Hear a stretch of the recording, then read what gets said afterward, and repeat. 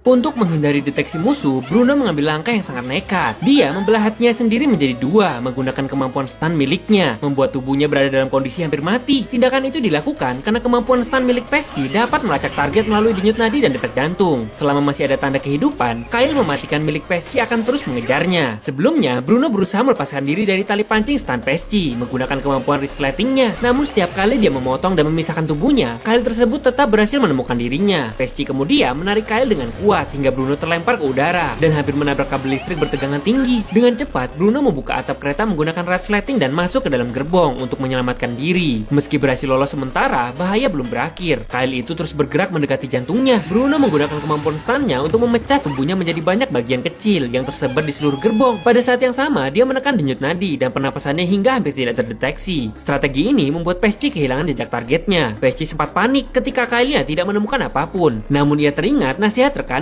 agar tidak pernah menghentikan kemampuan stun meskipun berada dalam situasi sulit. Ia kembali mengaktifkan serangan dan mengirim Kyle ke seluruh bagian kereta untuk mencari keberadaan Bruno. Saat pencarian berlangsung, Kyle sempat mengenai jantung seorang penumpang biasa. Pesci segera menyadari bahwa orang itu bukan targetnya dan melanjutkan pencarian. Ketika Kyle mulai mendekati posisi Bruno, Bruno mengambil langkah yang lebih ekstrim lagi dengan membelah hatinya sendiri. Akibatnya, tubuhnya hampir tidak menunjukkan tanda kehidupan, sehingga Pesci mengira lawannya telah melarikan diri dari kereta. Namun kondisi Bruno semakin memburuk. Dia harus menyatukan kembali kedua bagian hatinya sebelum terlambat. Saat mencoba melakukannya, kereta berbelok tajam dan membuat kedua bagian itu terpisah semakin jauh. Di sisi lain, Pesci yang panik berusaha menyelamatkan Prosquito dengan menghentikan kereta secara mendadak. Tanpa disadari, tindakan itu justru membantu Bruno. Guncangan keras membuat seluruh bagian tubuhnya yang tersebar meluncur kembali mendekat. Dengan sisa tenaga terakhir, Bruno menyatukan kembali hatinya menggunakan resleting. Detak jantungnya pun akhirnya kembali normal. Saat Pesci turun dari kereta untuk mencari rekannya, Bruno tiba-tiba muncul tepat di hadapannya, siap untuk membalikan keadaan dan melanjutkan pertarungan.